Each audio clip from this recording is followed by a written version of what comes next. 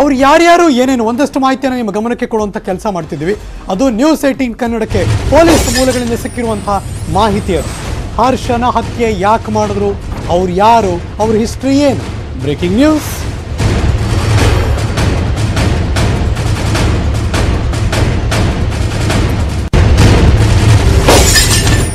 Let's see history, ಯಾರ್ಯಾರು ಏನೇನು ಒಂದಷ್ಟು ಮಾಹಿತಿಯನ್ನು ನಿಮ್ಮ ಗಮನಕ್ಕೆ ಕೊಡುವಂಥ ಕೆಲಸ ಮಾಡ್ತಿದ್ವಿ. ಇದು ಪೊಲೀಸ್ ಮೂಲಗಳಿಂದ ನ್ಯೂಸ್ 18 ತಂಡಕ್ಕೆ ಸಿಕ್ಕಿರುವಂಥ ಮಾಹಿತಿ. 8 ಆರೋಪಿಗಳು ಹೇಗೆ ಹರ್ಷನ್ ಜೊತೆ ಲಿಂಕಲ್ಲಿದ್ದರು, ಯಾರವರು, ಏನು? ಮೊಹಮ್ಮದ್ ಕಾಸಿಂ 30 ವರ್ಷ, ಕ್ಲಾರ್ಕ್ಪೇಟೆ, ಶಿವಮೊಗ್ಗ. ಹತ್ಯೆಗೆ ಕಾರಣ ವೈಯಕ್ತಿಕ ದ್ವೇಷ ಅನ್ನೋದು ಸಿಕ್ಕಿರುವ ಮಾಹಿತಿ. ನೋಡೋಣ ಎನ್ಕ್ವೈರಿ ಏನಾಗುತ್ತೆ ಅಂತ. 2020ರಲ್ಲಿ ಜೈಲಿನಿದ್ದಾಗ ಗಲಾಟೆ ಆಗಿತ್ತಂತೆ. ಇನ್ನು ಎನ್ಕ್ವೈರಿಲಿ ಬರಬೇಕು. ಕಾಸಿಫ್ ಹರ್ಷ ಗ್ಯಾಂಗ್ ಮಧ್ಯೆ ವಾರ್ ಆಗಿತ್ತಂತೆ. ಅದೇ ವೈಯಕ್ತಿಕ ದ್ವೇಷಕ್ಕೆ ಇವಾಗ ಎತ್ತಿದ್ರು ಅಂತ. ಅವತ್ತಿನಿಂದ ಹರ್ಷನ್ ಮೇಲೆ ಹಾಗೆ ಸಾಧಿಸ್ತಿದ್ದ ಅನ್ನೋ ಆರೋಪ ಮೊಹಮ್ಮದ್ ಕಾಸಿಫ್ ಮೇಲೆ. 30 ವರ್ಷ ಆತನಿಗೆ, ಇವನೇ ಸೀನಿಯರಲ್ಲಿ. ಹತ್ಯೆ ಹುಡುಗರನ್ನ ರೆಡಿ ಮಾಡಿದ ಈತ, ಎಲ್ಲರನ್ನೂ ಕೂಡ ರೆಡಿ ಮಾಡ್ಕೊಂಡು ಯಾರ ಜೊತೆ ಇರಬೇಕು, ಹೆಂಗೆ ಹೊಡಿಬೇಕು ಅಂತ. ಕೊಲೆ ದಿನ ಮಚ್ಚು ಬೀಸಿದ್ದ ಪ್ರಮುಖ ಆರೋಪಿ ಇದೇ ಮೊಹಮ್ಮದ್ ಕಾಸಿಫ್. ಕ್ಲಾರ್ಕ್ಪೇಟೆ ಮನೆಯಲ್ಲಿ ಈತನನ್ನ ಅರೆಸ್ಟ್ ಮಾಡಿದ್ರು, ಪೊಲೀಸ್ ಎತ್ತಾಕೊಂಬಂದರು, ನ್ಯಾಯಾಲಯಕ್ಕೆ ಸಬ್ಮಿಟ್ ಮಾಡಿದ್ರು. ಅದಾದಮೇಲೆ ಪೊಲೀಸ್ ಕಸ್ಟಡಿಯಲ್ಲಿ ಇದ್ದಾನೆ. ಸೈಯದ್ ನದೀಮ್ 23 ವರ್ಷ, ಕ್ಲಾರ್ಕ್ಪೇಟೆ. ಇವನು ಕೂಡ ಆರೋಪಿಗಳ ರಕ್ಷಣೆಗೆ ಸಹಾಯ ಮಾಡ್ದ ಅನ್ನೋ ಆರೋಪ ಈತನ ಮೇಲೆ. ಕ್ಲಾರ್ಕ್ಪೇಟೆಯಲ್ಲಿ ಇವನು ಇದ್ದ. ಏನಪ್ಪ ಎಲ್ಲ ಹೊಡೆದ್ಬಿಟ್ಟು ಅವ್ರ ಮನೇಲೇ ಇದ್ರಾ ಗೊತ್ತಿಲ್ಲ, ಏನು ಅಲ್ಲೇ ಸಿಕ್ಕಾಕೊಂಡಿದ್ದಾರೆ ಎಲ್ಲರೂ ಕೂಡ. ಆಸಿಫುಲ್ಲಾ ಖಾನ್ 21 ವರ್ಷ ಈತನಿಗೆ. ಏಜ್ ನೋಡಿ ಎಲ್ಲರದು ಎಷ್ಟಿದೆ ಅಂತ. ಕಾಸಿಫ್ ಅಣತಿಯಂತೆ ದಾಳಿ ಮಾಡ್ದ ಈತ. ಏನು ಹೇಳಿದ್ರು ಅದನ್ನು ಚಾಚು ಚಪ್ಪದೆ ಮಾಡ್ದ ಇವನು. ಅವನ ಮೇಲಿರುವಂಥ ಆರೋಪ. ಆರೋಪಿ ನಂಬರ್ 4 ರಿಯಾನ್ ಶರೀಫ್ ಉರ್ಫ್ ಕಸಿ 22 ವರ್ಷ. ಇವನು ಕೂಡ ಕ್ಲಾರ್ಕ್ಪೇಟೆಯಲ್ಲಿ ಸಿಗಾಕೊಂಡ. ಕಾಸಿಫ್ ಪ್ಲಾನ್ ಪ್ರಕಾರ ಇವನು ಕೂಡ ಅಟ್ಯಾಕ್ ಮಾಡ್ದ. ಈತನನ್ನು ಇವನೊಬ್ಬ ಎಸ್ಕೇಪ್ ಆಗಿದ್ದ ಅಲ್ಲಿಂದ. ಹಾಸನದಲ್ಲಿ ಸಿಗಾಕೊಂಡ. ಅವರೆಲ್ಲ ಸಿಕ್ಕಿದ ಮೇಲೆ ಇವನೆಲ್ಲ ಹೋಗ್ತಾನೆ. ಇವನು ಸಿಕ್ಕದ, ಅರೆಸ್ಟ್ ಮಾಡಿ ತಾಕೊಂಬಂದರು. ಆರೋಪಿ ನಂಬರ್ 5 ನಿಹಾನ್ ಉರ್ಫ್ ಮುಜಾಹಿದ್ 23 ವರ್ಷ ಇವನಿಗೆ. ಇವನು ಕೂಡ ಕಾಸಿಫ್ ಏನು ಹೇಳ್ತಾನೆ ಅದೇ ಥರ ಮಾಡ್ದ. ಹತ್ಯೆಗೆ ಇವನು ಕೂಡ ಕಾರಣ. ಕ್ಲಾರ್ಕ್ಪೇಟೆ. ಇವನು ಚಿಕ್ಕಮಂಗ್ಳೂರಿಗೆ ಹೋಗಿದ್ದ. ಒಬ್ಬನ ಹಾಸನ ಕಳಿಸಿದ್ರು, ಇವನು ಚಿಕ್ಕಮಂಗ್ಳೂರು ಕಳಿಸಿದ್ರು. ಅಲ್ಲಿಂದ ಅವನ್ನೇ ತಾಕೊಂಬಂದರು. ನಂಬರ್ 6 ಅಬ್ದುಲ್ ಅಫ್ನಾನ್ 21 ವರ್ಷ. ಇವನ ಕೆಲಸ ಏನಪ್ಪ ಅಂದರೆ, ಪ್ರತಿದಿನ ಹರ್ಷ ಏನು ಮಾಡ್ತಾನೆ, ಎಷ್ಟೊತ್ತಿಗೆ ಎದೊಳ್ತಾನೆ, ಎಲ್ಲಿ ಹೋಗ್ತಾನೆ, ಬರ್ತಾನೆ, ಎಲ್ಲಿ ಟೀ ಕುಡಿತಾನೆ, ಊಟ ಮಾಡ್ತಾನೆ, ಇವನ ದಿನಚರಿ ಏನು. ಕೊಲೆಯಲ್ಲಿ ನೇರವಾಗಿ ಭಾಗಿಯಾಗಿಲ್ಲ, ಆದರೆ ಎಲ್ಲ ಮಾಹಿತಿಯನ್ನು ಕಾಸಿಫ್ಗೆ ಕೊಡುತ್ತಿದ್ದ ಕೆಲಸ ಈ ಅಬ್ದುಲ್ ಅಫ್ನಾನ್ ಕೆಲಸ ಇದು.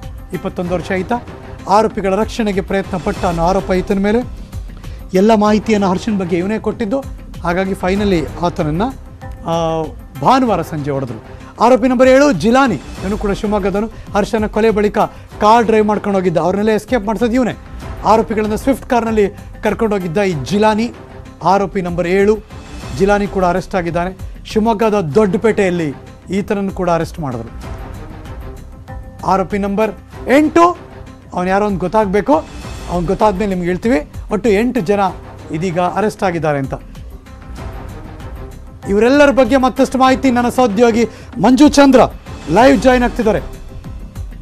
ಒನ್ಸ್ ಅಗೇನ್ ವೆಲ್ಕಮ್ ಬ್ಯಾಕ್ ಮಂಜು. ಯಾರು ಇವರೆಲ್ಲ? ಹರ್ಷನ್ಗೆ ಪರಿಚಯ ಇದ್ದವರೇನ ಇಷ್ಟು ಜನ? ಯಾಕೆಂದ್ರೆ ಒಬ್ಬೊಬ್ಬರಾಗಿ ಆಚೆ ಬರ್ತಿದ್ದಾರೆ, ಅಂದರೆ ಪೊಲೀಸ್ ಹಿಡಿತಾ ಇದ್ದಾರೆ. ಹೇಗೆ ನೆಟ್ವರ್ಕಲ್ಲಿ ಇವರು ಕೆಲಸ ಮಾಡಿದ್ದಾರೆ, ಏನು ಕಾರಣ ಮಂಜು?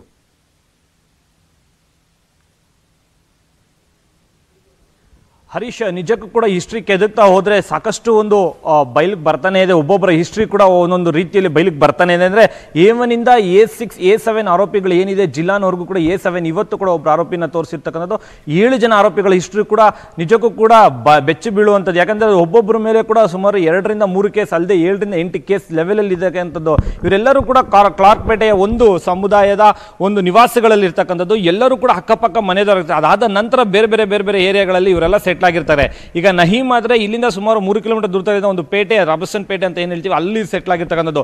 ಇನ್ನ ಬೇರೆ ಆರೋಪಿಗಳು ಕೂಡ ಬೇರೆ ಏರಿಯಾಗಳಲ್ಲಿ. ಆದರೆ ಇವರೆಲ್ಲರೂ ಕೂಡ ಸೇರ್ತಾ ಇದ್ದು ಒಂದು ಕಡೆಗೆ ಮಾತ್ರ ದಿನನಿತ್ಯವಾಗಿ. ಈ 7 ಜನ ಆರೋಪಿಗಳು ಏನಿದ್ದಾರೆ, 7 ಜನ ಕೂಡ ಪ್ರೀ ಪ್ಲಾನ್ ಅನ್ನ ಮಾಡ್ಕೊಂಡಿರ್ತಕ್ಕಂಥದ್ದು. 2-3 ದಿನಗಳ ಹಿಂದೆನೆ ಹರ್ಷ ಹೊರಗಡೆ ಬರ್ತಾನೆ. ಅಂದ್ರೆ ಎಲ್ಲೋ ಹೊರಗಡೆ ಬಂದಾಗ ಆತನನ್ನ ಫೋನ್ ಮಾಡಿ ಕರ್ಸಕ್ಕೆ ಒಬ್ರು ಪ್ಲಾನ್ ಮಾಡ್ತಾರೆ, ಜೊತೆಗೆ ಫ್ರೆಂಡ್ ಮುಖಾಂತರ. ಯಾಕಂದ್ರೆ ಈ ಕೊನೆಯದಾಗಿ ಹರ್ಷ ತಾಯಿಯ ಬಳಿ ಅಮ್ಮ ಹೊರಗಡೆ ಹೋಗಿ ಬರ್ತೀನಿ ಅಂತ ಹೇಳಿ ಭಾನುವಾರ ರಾತ್ರಿ ಏನೊಂದು 9 ಗಂಟೆಗೆ ಹೊರಗಡೆ ಬರ್ತಾನೆ. ಅದಾದ ನಂತರ ಸಾಕಷ್ಟು ಒಂದು ಒಂದು ಎಫಿಷಿಯಂಟ್ ಆಗಿ ಒಂದು ಕಾರಲ್ಲಿ ಬರ್ತಾನೆ, ಕಾರಲ್ಲಿ ಬಂದು ಜಿಲಾನ್ ಕಾರನ್ನು ಓಡಿಸ್ತಾ ಇರ್ತಾನೆ, ಸ್ವಿಫ್ಟ್ ಕಾರನ್ನ. ಅದಾದ ನಂತರ ಪೆಟ್ರೋಲ್ ಬಂಕ್ ಹತ್ರ ಇಬ್ಬರನ್ನ ಡ್ರಾಪ್ ಮಾಡ್ತಾನೆ.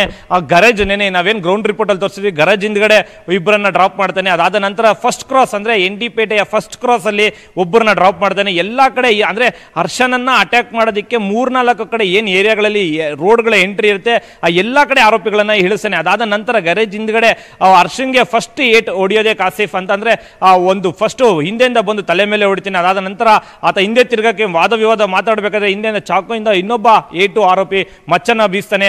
ಅದಾದ ನಂತರ ಹರ್ಷ ಅಲ್ಲಿ ಕುಸ್ ಬೀಳ್ತಾನೆ. ಕುಸ್ ಬಿದ್ದಾದ್ರೆ ಮತ್ತೆ ಅವರನ್ನ ಎದ್ದಿ ಹೊಡೆದು ಮತ್ತೆ ಮುಂದೆ ಹೊಡ್ ಬರಕ್ ಹೋಗ್ತಾನೆ. ಈ ಎಲ್ಲ ಆರೋಪಿಗಳು ಕೂಡ ಆತನನ್ನ ಬೆನ್ಬಿಡದೆ ಫಾಲೋ ಮಾಡ್ತಾರೆ. ಯಾಕಂತ ಹೇಳಿದ್ರೆ ಈ ಹರ್ಷ ಕೆಲವೇ ಕ್ಷಣಗಳಲ್ಲಿ ಎಸ್ಕೇಪ್ ಆಗಲು ಮುಂದೆ ಬರ್ತಾನೆ. ಅಷ್ಟರೊಳಗಡೆ ಆತ ಒಂದು ಕುಸ್ ಬಿಡ್ತಾನೆ, ಸುಸ್ತಾಗಿ ಹೋಗಿರ್ತಾನೆ. ಇನ್ನು petrol bunk Kamath petrol bunk Indian oil ಹತ್ರ A5 ಹಾಗೂ A6 ಆರೋಪಿ ಕಾಯ್ತಾ ಇರ್ತಾರೆ. A6 ಆರೋಪಿ ಆ ಕಾಮತ್ ಪೆಟ್ರೋಲ್ ಬಂಕ್ ಏನಿದೆ ಇಂಡಿಯನ್ ಪೆಟ್ರೋಲ್ ಬಂಕ್ ಅವರು ಆ ಕಡೆಯಿಂದ ಹೊಡ್ ಬರ್ತಾರೆ. A3 ಆರೋಪಿ ಮಚ್ಚಗಳನ್ನ ತಗೊಂಬಂದು ಕೊಟ್ಟಿರ್ತಾನೆ. ಈ ಎಲ್ಲವನ್ನು ಕೂಡ ಒಂದು ಗ್ರೌಂಡ್ ರಿಪೋರ್ಟ್ ಅಲ್ಲಿ ಕೂಡ ನಾವು ನಿಮ್ಗೆ ಹೇಳಿದ್ವಿ. ಜೊತೆಗೆ ಇನ್ನೂ ಕೂಡ ಇಬ್ರು ಅರೆಸ್ಟ್ ಆಗ್ತಾರೆ. ಇವತ್ತು ಇನ್ನ ಇಬ್ರು ಅರೆಸ್ಟ್ ಆಗಿ ಅವರನ್ನು ಕೂಡ ವಶಕ್ಕೆ ಪಡ್ಕೊಂತಾರೆ. ಇನ್ನು ಜೊತೆಗೆ ಇನ್ನ ಸೆಕ್ಷನ್ಸ್ ಗಳನ್ನ ಒಬ್ಬೊಬ್ಬರ ಆರೋಪಿಗಳ ಹಿಸ್ಟ್ರಿಗಳನ್ನ ನೋಡಿದ್ರೆ ಒಂದೊಂದು ರೀತಿಯಲ್ಲಿ ಇದೆ. 307 ಆಗಿರ್ಬೋದು, 341 ಆಗಿರ್ಬೋದು, 376 ಆಗಿರ್ಬೋದು. ಕೋಮು ಗಲಭೆಯನ್ನ ಸೃಷ್ಟಿಸಿ ಮಾಡುವ ಆ ಆರೋಪದಲ್ಲೂ ಕೂಡ ಈ ಆರೋಪಿಗಳು ಜೈಲಿಗೆ ಹೋಗಿರ್ತಾರೆ. ಅಲ್ಲೂ ಕೂಡ ಇವರಿಬ್ಬರ ನಡುವೆ ಒಂದು ಘರ್ಷಣೆ ಉಂಟಾಗಿರುತ್ತೆ.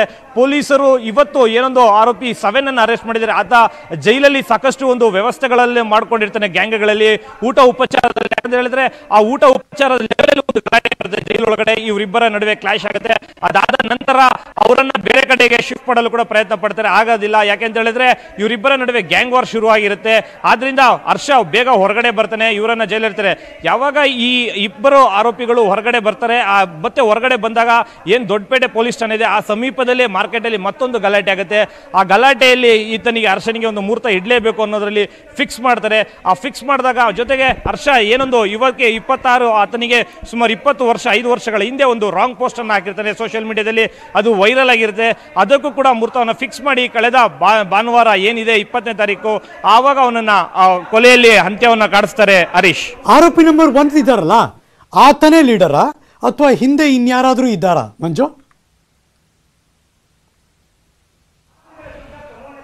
ಸದ್ಯಕ್ಕೆ ಪೊಲೀಸರ ತನಿಖೆಯಲ್ಲಿ ಅಂದ್ರೆ ಏನು ಇನ್ವೆಸ್ಟಿಗೇಷನ್ ಟೀಮ್ ಮಾಡಿದರೆ ಆ ಇನ್ವೆಸ್ಟಿಗೇಷನ್ ಟೀಮ್ ನಲ್ಲಿ ಈತ ಆರೋಪಿ ನಂಬರ್ 1. ಯಾಕಂದ್ರೆ ಆರೋಪಿಗಳ ಹೇಳಿಕೆ ಒಂದು ಗುಪ್ತಚರ ಇಲಾಖೆಗಳಿಂದ ಕೂಡ ಮಾಹಿತಿ ಬಂದಿರತಕ್ಕಂಥ ಒಬ್ಬರಿಗೆ ಒಬ್ಬರು ಹೇಳಿಕೆಗಳನ್ನ ನೀಡೋರು ನೋಡಿದ್ರೆ ಆ ಎಲ್ಲವೂ ಕೂಡ ಇಂಟೆಲಿಜೆನ್ಸ್ ರಿಪೋರ್ಟ್ ಬಂದಿರೋ ಪ್ರಕಾರ ಆರೋಪಿ ನಂಬರ್ 1 ಅಂದ್ರೆ ಕಾಸಿಫೆ ಮೇನ್ ಆರೋಪಿ ಅನ್ನೋದು ಕೂಡ ಪೊಲೀಸರು ರುಜು ಮಾಡ್ಕೊಂಡಿರ್ತಕ್ಕಂಥ. ಈತ ಪ್ಲಾನ್ ಕೊಟ್ಟಾದ್ಮೇಲೆ ಎಲ್ಲರೂ ಕೂಡ ಮುಂದಾಗಿರ್ತಕ್ಕಂಥದ್ದು. ಜೊತೆಗೆ A6 ಆರೋಪಿ ಏನಿದ್ದಾನೆ ಆರೋಪಿ ಕೂಡ ಸಾಕಷ್ಟು ಮಾಹಿತಿಗಳನ್ನ ಪೊಲೀಸರಿಗೆ ನೀಡಿರ್ತಕ್ಕಂಥದ್ದು.